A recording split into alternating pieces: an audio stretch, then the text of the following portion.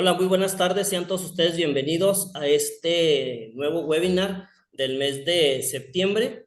En esta ocasión tenemos la fortuna de poder escuchar nuevamente a uno de nuestros grandes exponentes de las urgencias pediátricas y pues un miembro de la Asociación de Urgencias Pediátricas, así como un gran amigo también que ya lo considero. Quiero presentarles al doctor Luis René Cadena Mejía. El doctor Él es jefe de urgencias pediátricas del Hospital Infantil del Estado de Sonora. Él es médico cirujano, egresado de la Universidad Anáhuac. Tiene la especialidad en pediatría por la Universidad Autónoma de Chiapas. Tiene una subespecialidad en urgencias pediátricas por la UNAM, realizada en el Hospital Infantil de México Federico Gómez. Y actualmente él es el profesor titular del curso de subespecialidad de urgencias pediátricas del Hospital Infantil del Estado de Sonora. Él nos va a dar la plática el día de hoy de golpe de calor. Entonces, pues le damos la bienvenida al doctor, sin antes no agradecerle el tiempo y la oportunidad que nos da de poder disfrutar de esta charla. Adelante, doctor. Muchas gracias. Muy buenas noches. Vamos a dar inicio al webinar de urgencias. El tema que vamos a desarrollar hoy es golpe de calor en pediatría. Soy el doctor Luis René Cadena Mejía, yo soy urgenciólogo pediatra y damos inicio a la sesión. Bueno, ¿cuál es la importancia del golpe de calor justamente en los niños? Pues principalmente es por características propias de los bebés que van a generar estas situaciones que mencionamos acá. Los niños van a generar, solo por existir, mayor calor metabólico que otros grupos etarios. Y además van a tener una menor capacidad de generar sudor, ¿no? Que este va a ser el mecanismo por el cual va a haber termorregulación. Además, que para poder sudar los niños necesitan una temperatura arriba de 37.5 grados centígrados, entonces necesitan de una mayor temperatura para generar este mecanismo. Y además, esto facilitará que haya un desbalance entre la ganancia de calor y de pérdida a nivel corporal. Y es por eso que los niños pues, son más propensos a presentar golpes de calor, ¿no? Vamos a ver posteriormente cuáles son las edades que se relacionan con esto. Y veremos que los lactantes son un grupo etario frecuente. Si además de estos factores que ya tienen los niños, solo por existir, agregamos condiciones que pueden empeorar todo, como por ejemplo exponer a los niños a horas de radiación solar importante, que son después de las 10 de la mañana y antes de las 16 horas, es cuando no se recomienda la exposición a radiación solar. Si además de una exposición persistente, agregamos que estos niños tengan una falta de exposición a líquidos, o sea, que no se estén hidratando, y que además la ropa con la que están expuestos al calor sea inadecuada, ¿no? Esto definitivamente puede empeorar cualquier situación de elevación de temperatura. Muy importante que los principales casos de golpe de calor presentados en niños pequeños son prácticamente culpa de los padres en cuanto a esa decisión de dejarlos esperando en el vehículo, ¿no? Ya de por sí es una irresponsabilidad dejarlos solos, pero dejarlos en el vehículo en espera, en una época de calor y sin refrigeración, pues esto es lo que puede generar este problema. Ya se han reportado, al menos de los últimos 10 años, un poco más de 500 muertes, al menos en Estados Unidos, por este tipo de casos, ¿no? Y estoy hablando de niños pequeños, como vemos en la foto. Y en otros estudios inclusive han reportado más de 600 casos letales, o sea, sí es un número bastante importante. Y el porqué de esta situación es por lo que vemos en la imagen. Digo, está exagerada la imagen, pero es algo así lo que sucede. Varios estudiadores de estos temas, McLaren, colaboradores, Dosinski y además el equipo de estudio, llegaron a determinar qué tanto puede elevar la temperatura de un vehículo expuesto al calor, ¿no? Y esto nos habla de 1.8 grados centígrados por cada 5 minutos que un auto esté a temperatura ambiente, si ustedes quieren, pero expuesto al calor. Estamos hablando de casi 2 grados centígrados, hablamos de 12 grados, casi 12 grados centígrados en media hora. Y que si nosotros ponemos que, por ejemplo, aquí en el norte, nuestra temperatura habitual al mediodía de 40 bellos grados centígrados, solo 30 minutos en espera el auto, no sé, inclusive en el tráfico, pues estamos hablando que la temperatura interna puede llegar a representar puede llegar a ser, perdón, 52 grados centígrados. Y entonces, dependiendo, por ejemplo, la temperatura ambiente de 22 grados, cualquier lugar, pues los autos han llegado a tener temperatura interna desde 42 a 47 grados centígrados e incluso hasta 58, sobre todo aquí en el norte, en donde las temperaturas son altísimas, ¿no? Entonces, no es nada, ahora sí no se me hace nada exagerado tener esta representación de la imagen, porque es lo que en realidad se siente adentro de los vehículos que están expuestos al sol. Entonces, ese es uno de los porqués. No debe quedarse nadie en los autos de esa forma, ¿no? Y ahora, no, esto no va a ser exclusivo de la época de calor. Aquí en la imagen, pues tenemos dos ejemplos de niños envueltos, ¿no? Uno un postre y otro un bebé. Pero esta es la idea. El hecho de tener a los niños envueltos de más, a pesar de que haga frío, pues nosotros podemos exponerlos justamente a que se sobrecalienten por el arropamiento. Si a esto le agregamos que, ay, es que hace frío, pónganle la manta eléctrica, ¿no? Que se caliente y ponle 4 cobijas más encima y acércale al radiador porque hace frío. Y o en caso de casas en la sierra que utilizan leña, fuego directo, o sea, los acercan al fuego. Entonces, eventualmente, nosotros somos quienes los pueden exponer a estas condiciones, ¿no? Sin que necesariamente haga calor en el ambiente.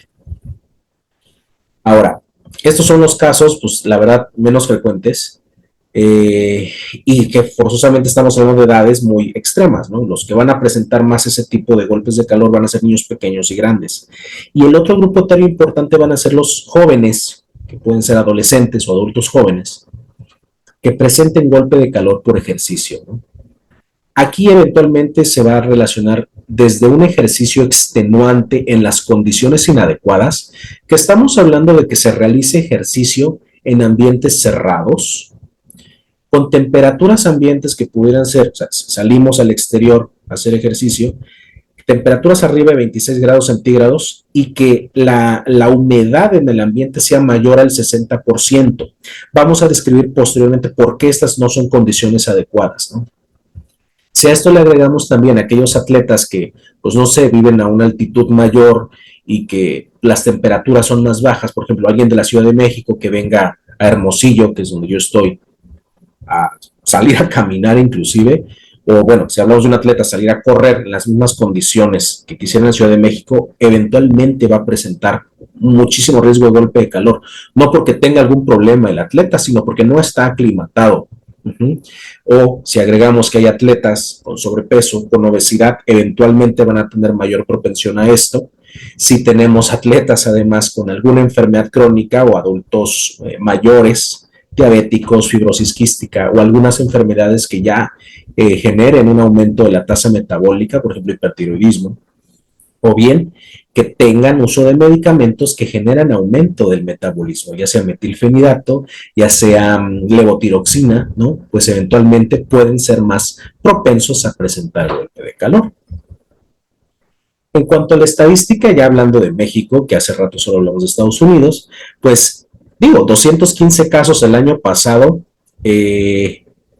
quizás no suene tanto como la estadística que habíamos mencionado hace rato, pero si tomamos en cuenta la tasa de aumento que han habido de los casos, pues eventualmente lo que nos está diciendo es que México se está poniendo caliente, ¿no? Muy caliente.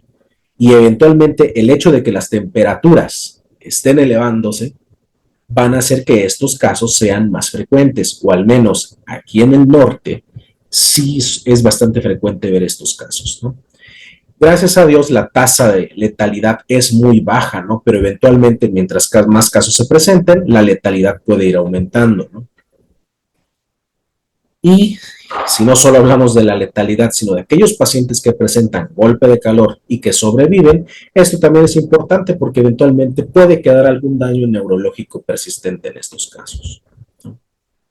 Bueno, vamos a hablar en este momento de ¿qué es lo que el cuerpo hace para disipar la energía, para termorregular, para que podamos entender pues cómo es el golpe de calor, ¿no? Y aquí vamos a hablar de mecanismos físicos. Lo primero es que entendamos lo que es el calor corporal total, que es simplemente sumar energías, la energía del calor ambiental y el calor que genera el mismo metabolismo, ¿no?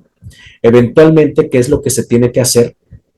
para mantener una temperatura idónea, pues se tiene que disipar esta energía, se tiene que disipar este calor para que se mantenga entre 36 y 37 grados centígrados. Y eso lo hace el cuerpo todo el tiempo, todos los días.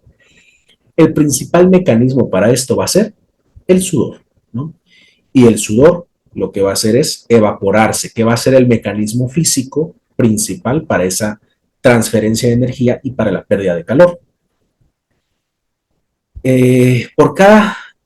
Con 1 grado centígrado que se eleve la temperatura por arriba de lo que el termostato nos dice, o sea, de arriba de los 37,5 grados, pues ya con eso se activan los receptores de calor periféricos, ¿no? E hipotalámicos. ¿Qué es lo que va a generar? Le indica que la piel necesitamos que fluya sangre para que logre enfriarse, ¿no? Porque es el centro lo que está caliente. Entonces, aumenta el flujo sanguíneo y lo que va a hacer también es aumentar el efecto de sudoración, de vasodilatación, perdón, para favorecer la sudoración, de tal forma de que el sudor se evapore, genere transmisión de calor y la sangre que va circulando durante la evaporación vaya enfriándose. O sea, esta es la idea, ¿no?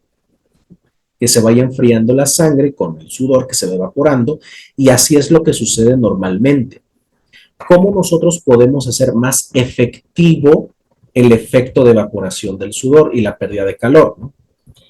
Esto va a ser cuando se realice o cuando estemos en un ambiente seco y que esté bien ventilado, ¿no?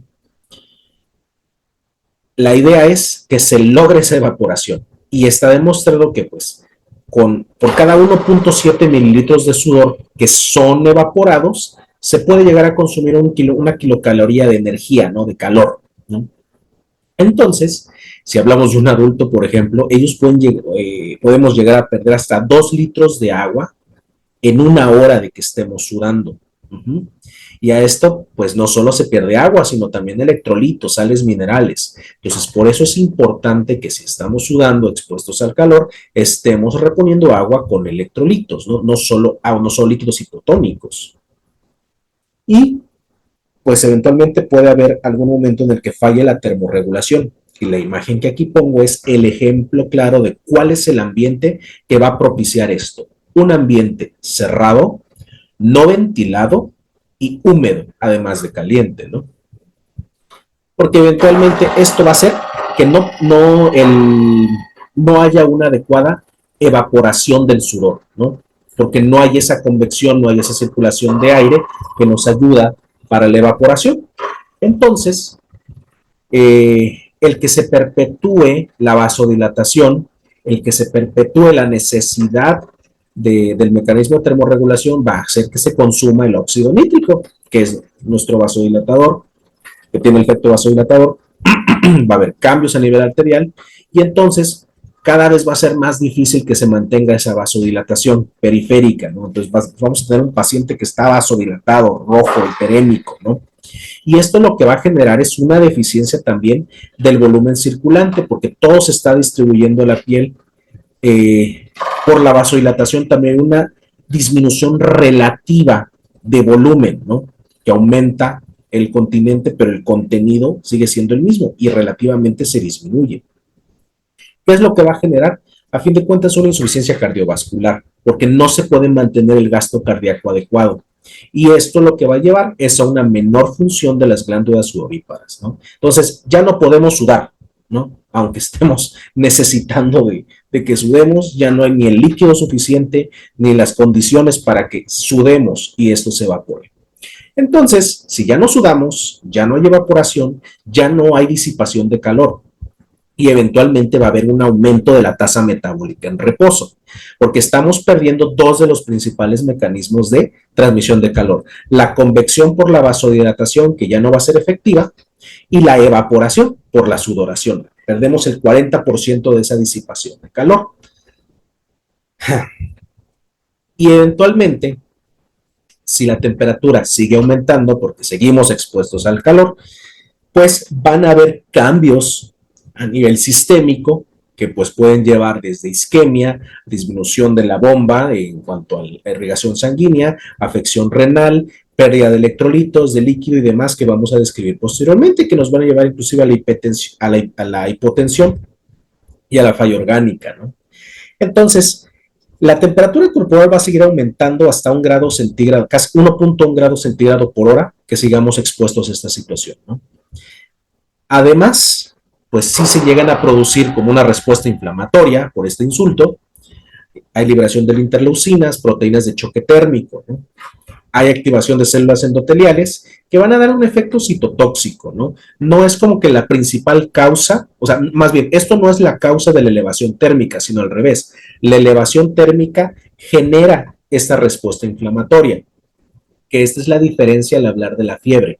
Cuando justamente es la respuesta inflamatoria la que hace que se modifique el centro del termostato, por así decirlo, hipotalámico, y necesitemos de la fiebre para contrarrestar una infección. Aquí la temperatura se toma como un insulto y empieza a generar este tipo de respuesta que va a llevar también, si persiste el efecto citotóxico y la respuesta inflamatoria, a insuficiencia circulatoria, hipoxemia, aumento de una demanda metabólica y que nos puede llevar a toda la falla multiorgánica, que ahí es donde recae el porqué. Y hablaremos posteriormente, los antipiréticos no van a ser útiles. ¿Qué más va a pasar? Pues eventualmente, así como hay una pérdida de la irrigación, hay una disminución del gasto cardíaco, pues también va a haber una pérdida, y esto va a ser secundario por la pérdida de sal y agua, ¿no? ¿Qué es lo que va a generar? Una reducción de la perfusión cerebral. ¿Por qué? Porque todo el enfoque que va a tener el paciente cuando está con el golpe de calor es: quiero vasodilatar, quiero perfundir la piel para generar el intercambio de energía.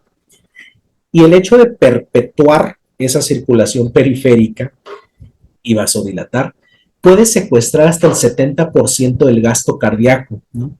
Y eso es lo que va a generar la hipoperfusión, isquemia, lesión por reperfusión e inclusive colapso hemodinámico por la hipotensión, ¿no? Entonces, esa es toda la historia de la fisiopatología, en resumen, del golpe de calor. Ahora, ya conocemos todos esos mecanismos físicos que tenemos que entender y cómo afectan a la función del cuerpo, podemos ya también hablar del diagnóstico clínico y cómo podemos clasificar el golpe de calor. Ahora, la OMS divide o clasifica el golpe de calor en 3 instancias que son una después de otra: estrés por calor, agotamiento por calor y el golpe de calor, ¿no? Y a mí me gustó más que nada esta forma de escalerita o de proceso, que es cómo van los síntomas avanzando de acuerdo de cada estadio. Desde que empezamos con los calambres, la lipotimia, el agotamiento, la lesión y el golpe de calor, ¿no? Entonces, hablaremos de los síntomas ahorita. Todo esto se va a basar justamente en paciente expuesto al calor, situaciones que no favorecen la sudoración, la evaporación del sudor y que está perpetuando la elevación térmica, ¿no? Por la vasodilatación, que ya entendimos cómo sucede y que se perpetúa esa necesidad, pues lo que vamos a empezar a ver es un edema térmico. Vamos a ver que se hinchan las manitas, se hinchan los pies, y pues al mismo tiempo que esta es una respuesta secundaria en la vasodilatación, pues va a haber un aumento en la secreción de hormona antidiurética, porque lo que dice el cuerpo también es: pues no voy a perder volumen, voy a dejar de orinar, ¿no? A la par de que pues el paciente sigue sudando profusamente, se pierde líquido, y dijimos líquido con electrolitos. Entonces, pueden llegarse a desarrollar calambres, o sea, contracciones musculares involuntarias que llegan a ser dolorosas. E insisto, principalmente los que han transpirado de manera profusa y que además de mucho sudor, no han repuesto electrolitos, sino que se han únicamente hidratado con agua libre, o sea, agua purificada sin electrolitos. Entonces, sí puedo reponer volumen, pero a lo mejor no repongo los electrolitos necesarios. Principalmente puede haber disminución de la concentración de sodio, pero también puede haber pérdida de potasio, ¿no?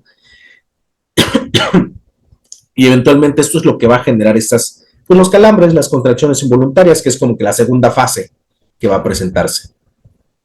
Si el paciente sigue expuesto a la alta temperatura, lo siguiente que va a pasar es lipotimia, ¿no? ¿Cuáles son los casos más frecuentes o comunes de esto? El típico caso de honores a la bandera, el niño que está ahí marchando o que está desfilando el 20 de noviembre, que se desmayan en pleno evento, ¿no? Es porque no se han hidratado adecuadamente, están en las condiciones inadecuadas de calor, se está soleando, tienen el uniforme o la ropa inadecuada, y llega el momento en el que simplemente hay una disminución vasomotora por la éstasis venosa y genera hipotensión. ¿Qué es lo que hay que hacer con estos pacientes? Pues simplemente hay que aclimatarlos, ¿no? Lo ideal sería llevarlos a una habitación que la temperatura oscile de 16, 20 grados centígrados, o sea, una habitación refrigerada sería lo ideal, pero si estamos en el campo, pues a lo mucho podríamos hacer es acercarlo a la sombra, ¿no? Que ya no esté expuesto literalmente al sol. Y ya que el paciente está acostado, lo que podemos favorecer también es la elevación de las piernas para ayudar a reponer o a restituir el gasto cardíaco de cierta forma, ¿no? Y lo que vemos en la imagen no es que la señora esté dándole aire como para que respire, no, sino la idea en este momento es, si pudiéramos también, tenemos la oportunidad, podemos rociar al paciente con agua a temperatura ambiente y darle pues aire para convección, que es lo que vamos a buscar, que el paciente se enfríe evaporando el agua que está en contacto con la piel, que sería la idea, enfriar al paciente, ¿no? Y generalmente en estos momentos, cuando se da la atención adecuada, pues los síntomas remiten espontáneamente, ¿no? Y pues nada más hay que hidratarlo, mantenerlo a una temperatura adecuada y listo. Y pues obviamente todavía los mecanismos de termorregulación no se han afectado, todavía son adecuados, ¿no?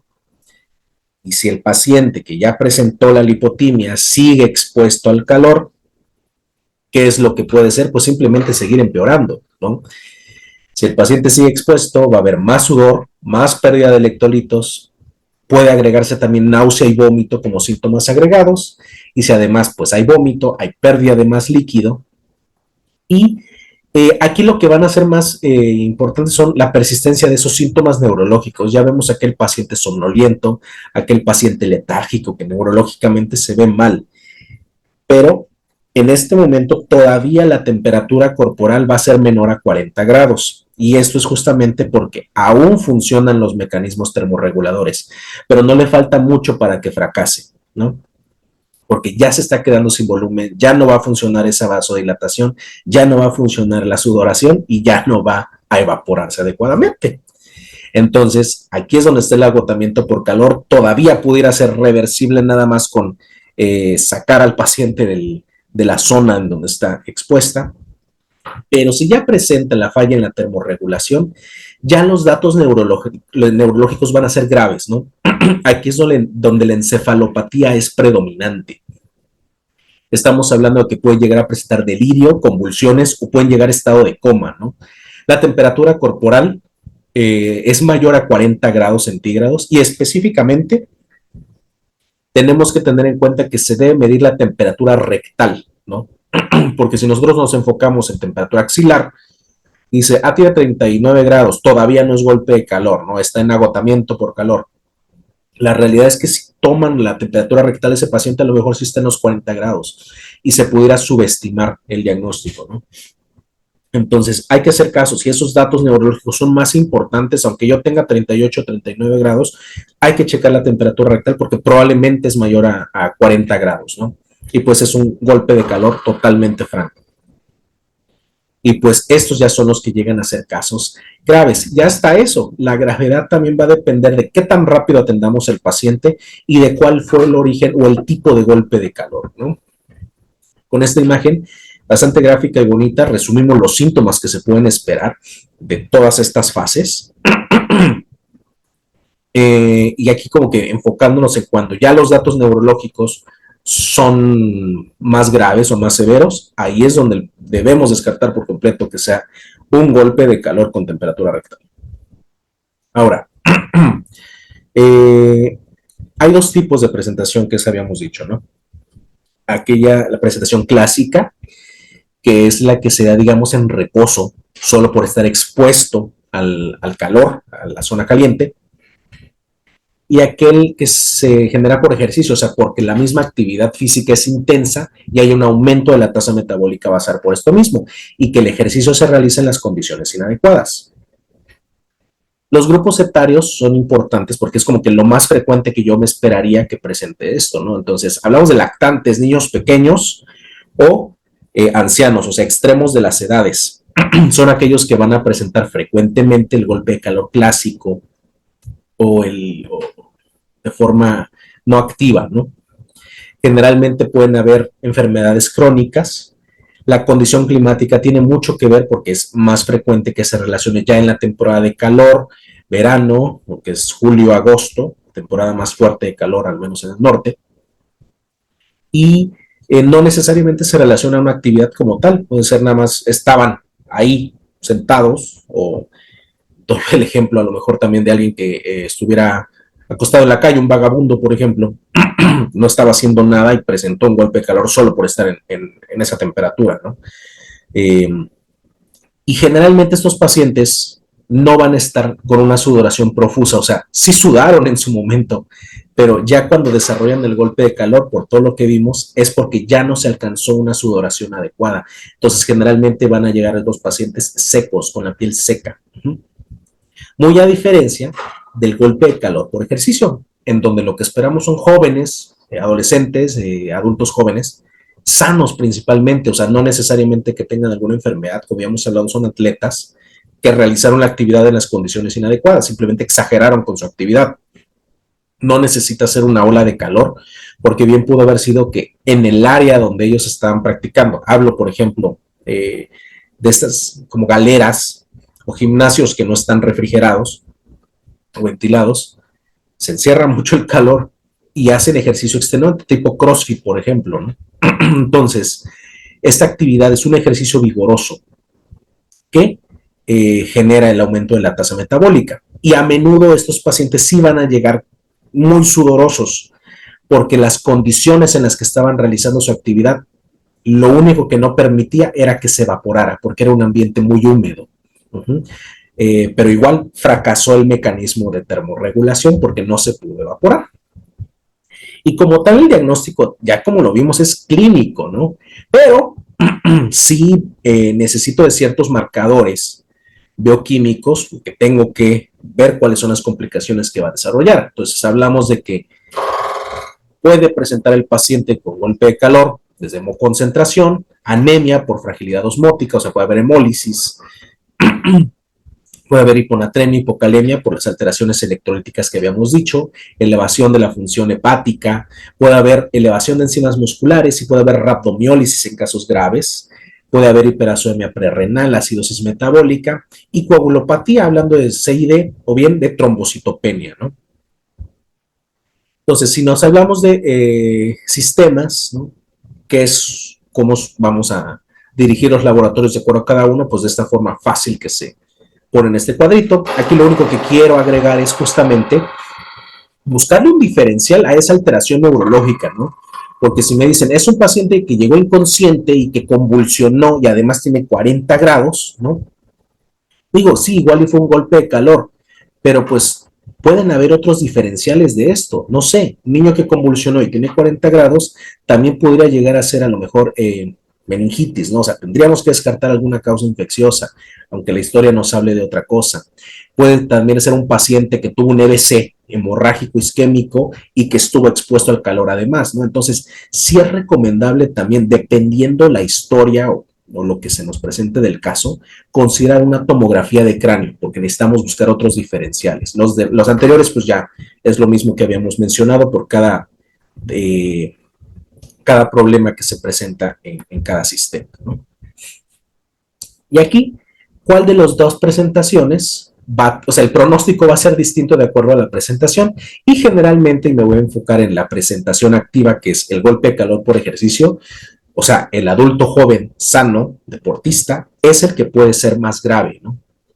Que puede desarrollar acidosis metabólica, alteraciones electrolíticas graves, hipo o hiperhipocalemia, hipoglicemia, puede haber rhabdomiólisis grave, puede haber una lesión renal aguda en el 25% de los casos, y la inflamación hepática y elevación de enzimas musculares generalmente es más elevada que a comparación del golpe de calor por reposo, ¿no? Entonces, generalmente a los niños que presentan golpe de calor clásico, en realidad les va bastante bien, o adolescentes que son trabajadores del área del campo, y pues las condiciones no son las adecuadas, pueden llegar a presentarlo frecuentemente, pero les va bien con la atención oportuna y la hidratación correcta, ¿no?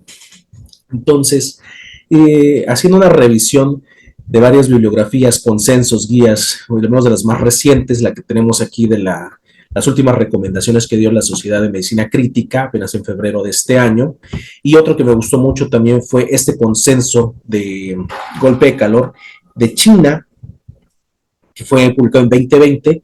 Me agradó mucho más este de China, que sería, sí lo recomiendo para que puedan repasarlo, para aquellos que sí tengan muy frecuentemente este tipo de casos. Este consenso hace más énfasis que cualquiera de los otros en qué hacer con el paciente grave, ¿no? O sea, ya cuando considerar, o sea, si te presenta la CID, ¿qué hacer? Considerar la terapia de sustitución renal, o sea, nos habla de cómo manejar esos casos graves, que son raros, pues, pero esa es una buena evidencia que sí recomiendo como que revisar a conciencia para aquellos que frecuentemente recibamos estos pacientes. Los otros igual tienen recomendaciones bastante básicas, ¿no? Ahora, el tratamiento inicialmente lo vamos a dirigir como un paciente politraumatizado en cuanto a lo que sea el protocolo de manejo ATLS, ¿no?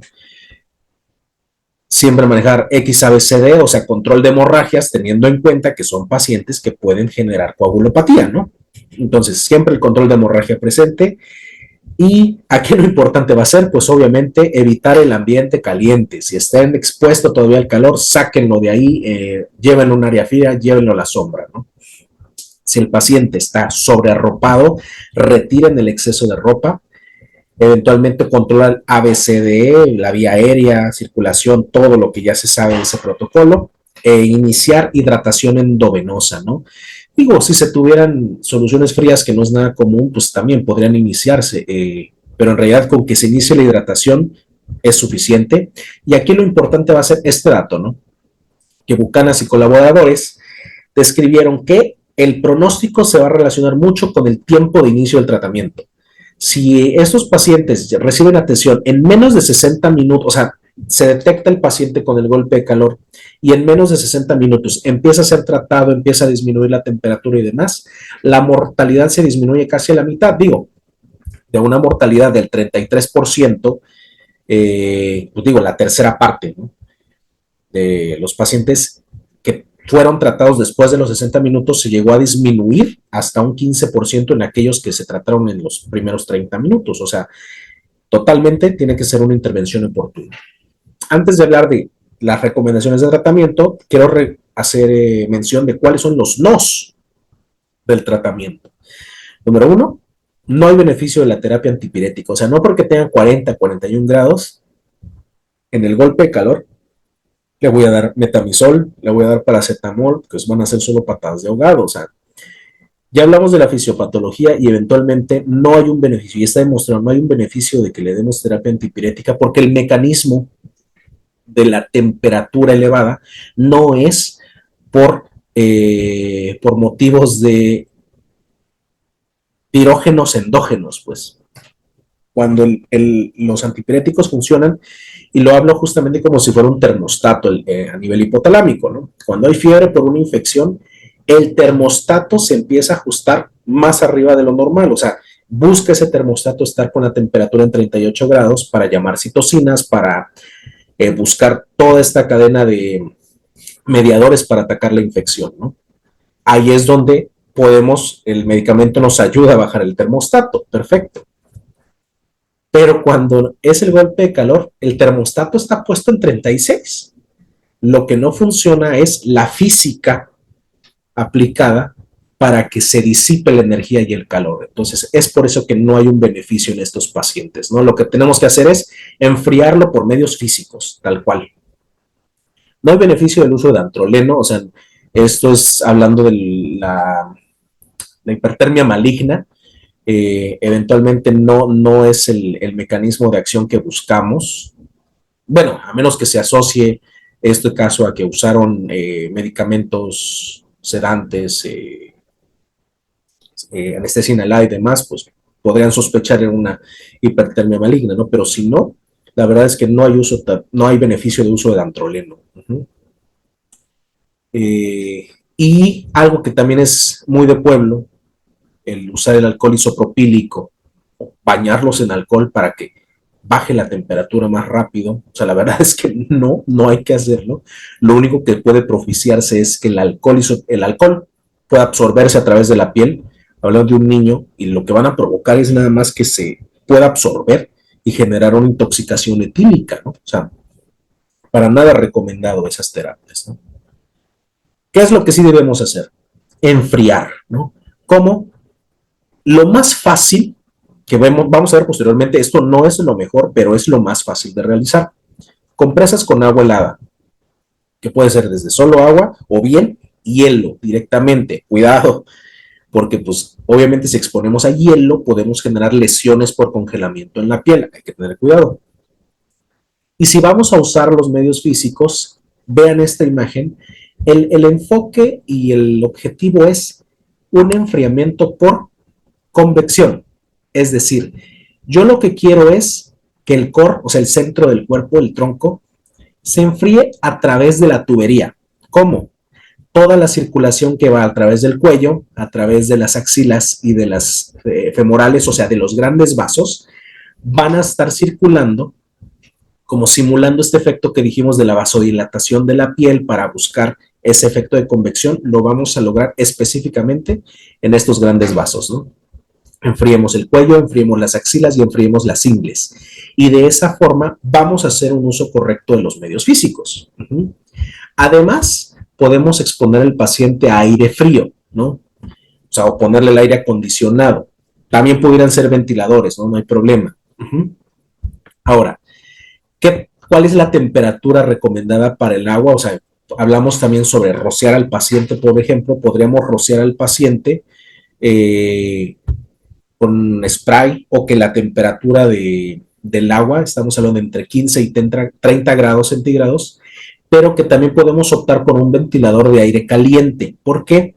Porque lo que buscamos también es que se logre la evaporación. Si nosotros simulamos el sudor y la evaporación, eventualmente vamos a conseguir enfriar al paciente. Y esto hay que tener cuidado con mantener una temperatura de la piel entre 30 y 33 grados centígrados. ¿Por qué? Porque si nosotros llevamos al extremo al paciente de que genere, o sea, que esté más frío de lo que buscamos, esto va a generar una vasoconstricción periférica que nos va a dar justamente el efecto contrario de lo que queremos y no va a haber esa distribución de sangre por convección y demás. O sea, vamos a generar calor con la vasoconstricción, ¿no? Ahora, hablamos de lo más fácil y ahora, ¿qué es lo mejor en cuanto a la evidencia? Que es la inmersión en agua fría. Obviamente, si hablamos de un lactante, para nosotros va a ser muy fácil llenar una tarja con agua y sumerger al bebé, ¿no? Sin problemas, agua fría. Y aquí vamos a hablar acerca de las temperaturas que se estudiaron, ¿no? Aquí nos hablaron de que la inmersión en agua fría que se recomienda de 2 a 20 grados centígrados, un promedio de 12 grados centígrados o menor a 12 grados centígrados, ¿no? Varios de los que estudiaron estos análisis, o de los que han hecho estos análisis, concluyeron que esta es una modalidad superior a otras, ¿no? Que también las vamos a ver posteriormente en una gráfica. Se hace una diferencia entre agua helada y agua fría, ¿no? Agua helada menor a 5 grados centígrados y agua fría menor a 12 grados, de 9 a 12. Aquí lo que se buscó es cuál es la tasa de enfriamiento, ¿no? Si es helada, va a disminuir 0.14 grados centígrados por minuto, y si es agua fría, 0.11 grados centígrados por minuto, ¿no? Y en promedio se busca una disminución desde 0.13 hasta 0.19 grados centígrados por minuto, con una meta de lograr una temperatura de entre 38 y 39 grados centígrados, ¿no? ¿Cuánto tiempo vamos a tener al bebé adentro del agua? Hasta que le salgan escamas, hasta que le salgan aletas. Pues también se hicieron estudios al respecto y llegaron a la conclusión de que con 12 minutos de inmersión a estas temperaturas puede llegar a ser suficiente para conseguir estas metas de temperatura, ¿no? O sea, no nada más es bañarlo y ya, sino es mantenerlo en el agua. Unos 12 minutos pueden llegar a ser en realidad bastante en esos casos. Y como también voy a darle el seguimiento a mi paciente, pues eventualmente necesito hacer una monitorización de la temperatura rectal, que es como ya vimos, que sería el mejor mecanismo de medición. O en casos de pacientes graves, pues también podríamos considerar esofágicas, y a lo mejor un paciente que está intubado, tenemos esa facilidad de un termómetro esofágico, pues adelante, ¿no? Ok, y esta es la gráfica que les mencionaba que mostraron en el consenso de terapia intensiva, de medicina crítica, perdón, en cuanto a la comparación de todos los métodos de enfriamiento, ¿no? Y nos hablan de el mejor o el que mejor tasa tuvo, que es, consideraron una buena tasa de enfriamiento, que fuera mayor a 0.15 grados centígrado minuto. Y los únicos que alcanzaron esas tasas de enfriamiento fueron estas dos, que es la inmersión en agua fría o en agua helada, que son los que mencionamos ahí, ¿no? ¿Cuáles son las otras terapias que también evaluaron? Pues en agua entre 14 y 17 grados, el usar compresas con agua fría, el usar una regadera con agua fría, el usar una manta fría, bla, bla, bla, ¿no? Y las que ya ni siquiera se lograron alguna buena tasa de enfriamiento, ¿no? Entonces, específicamente esas dos terapias de inmersión son las que se recomiendan, ¿no? Deberían priorizar estas modalidades. Ahora, suena una buena idea, pero en realidad no lo es. O sea, quiero ser muy franco en cuanto a cuántos de nosotros en realidad tenemos la disposición de una tina para poner a nuestros pacientes, ¿no? Porque digo, hablo de bebés, la verdad la tarja del control térmico es suficiente, pero estos son indicados pues para lactantes, ¿no? No voy a tener, si me llega un adolescente, por ejemplo, no voy a tener una tina en donde meterlo.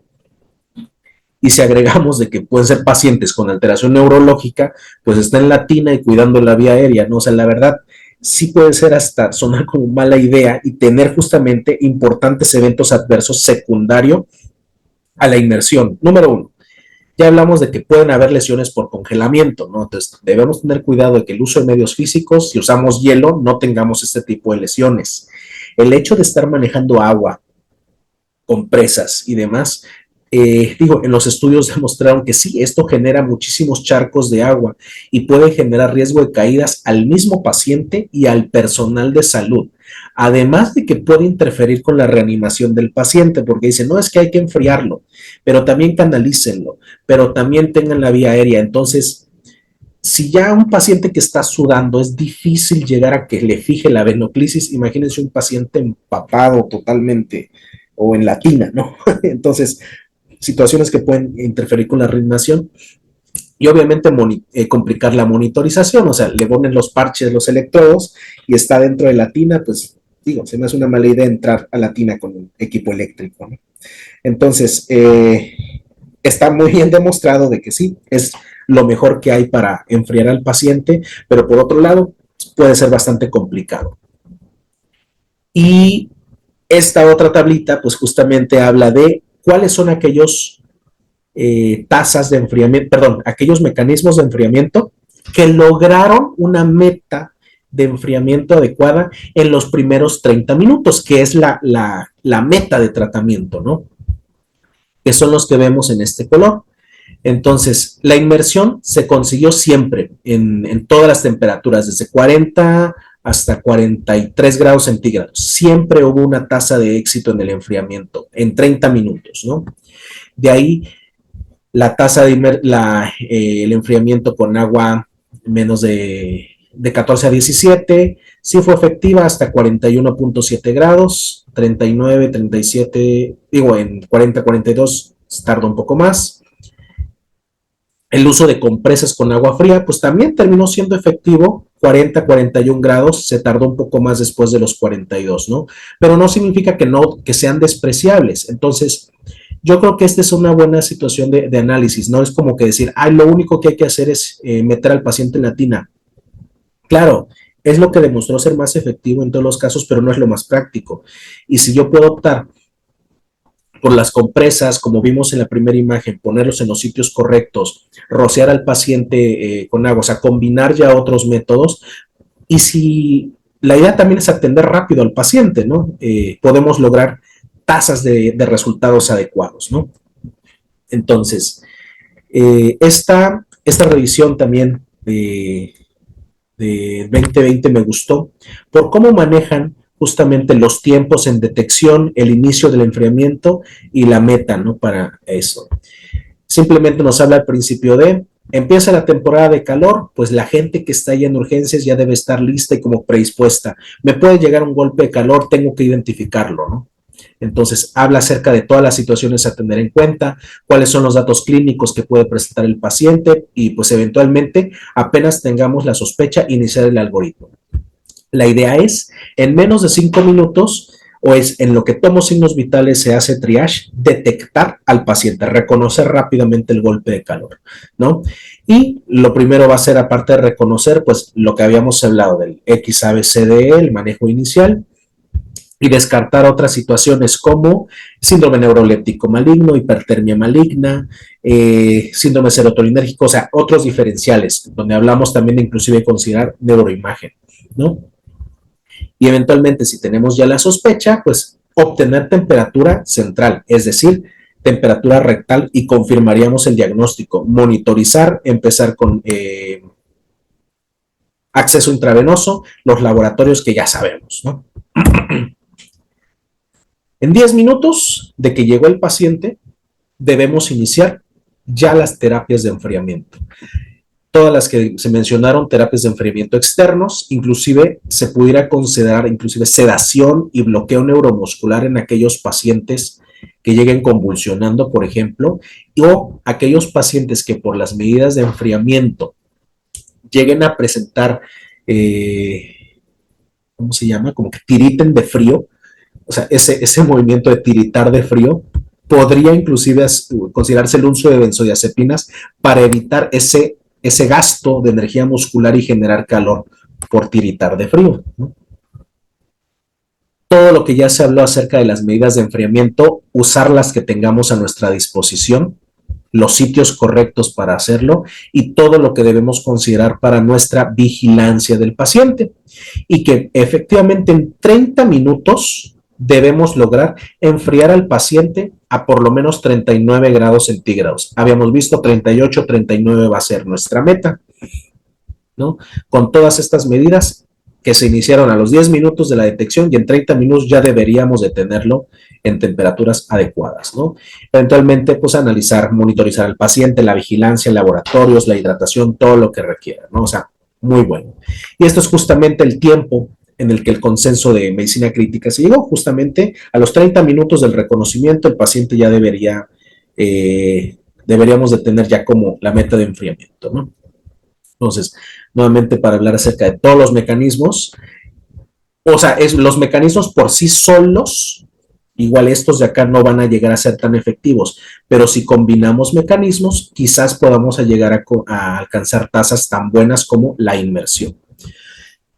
Y así como tenemos las medidas de enfriamiento interno, tenemos las de enfriamiento externo, tenemos las de enfriamiento interno, que eventualmente no se usan de rutina, ¿no? Lavados peritoneales, gástricos, vesicales, en realidad no hay estudios hechos en humanos que nos hablen de una tasa de enfriamiento adecuado, solo son modelos caninos. No hay literatura también que apoye el uso de líquidos IV. ¿Por qué?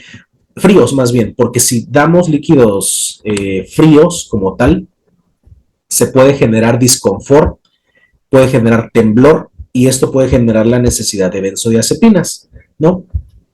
Y no se usan de rutina ninguno de estos, pero pudieran considerarse en casos graves, ¿no? Le digo, dentro de todas, como la que había mencionado, una que se podría considerar, a lo mejor podrían ser los líquidos IV para no ser tan invasivos, que sean fríos, pero en realidad no sería de rutina, sino solo en aquellos casos graves, que a pesar de que estoy haciendo mis medidas de enfriamiento externo, tenga el paciente en malas condiciones. A lo mucho se me ocurrirían estas, aunque les digo, no hay bibliografía que apoye su uso. Y ya vimos las tasas de evidencia.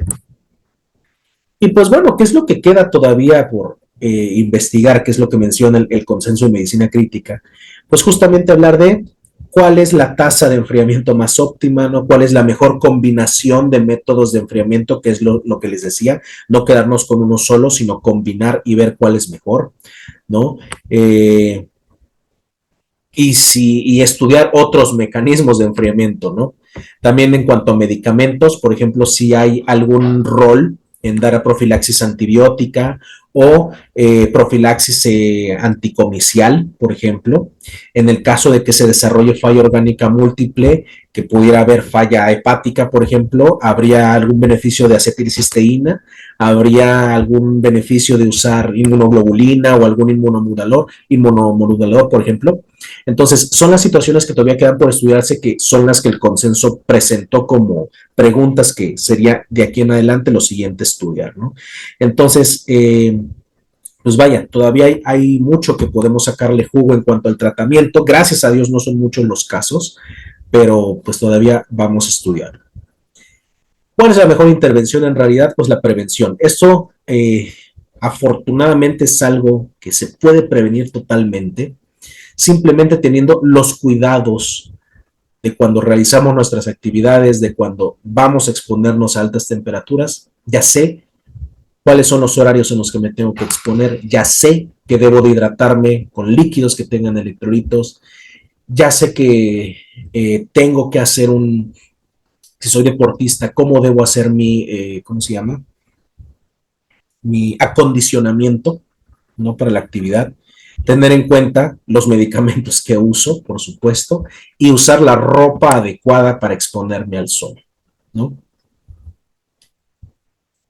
¿Cómo más evitarlo? Pues eventualmente en los sitios donde esto es bastante frecuente hay campañas, así como donde hay mucho dengue, las campañas de descacharrización, ¿no? Campañas de abate y que todo mundo las conoce. Aquí, por ejemplo, en el estado hay campañas de prevención del golpe de calor, y es decir, ten en cuenta estas situaciones. Los síntomas son estos, claramente. Lleva todo esto contigo, o sea, lleva agua, sombrillas, protege del calor, evita el sol, lo que sea, ¿no? Entonces, son situaciones muy básicas a nivel de lo que la población puede hacer para evitar que se presente. Y tener en cuenta que también existe una tabla de índice, ¿no?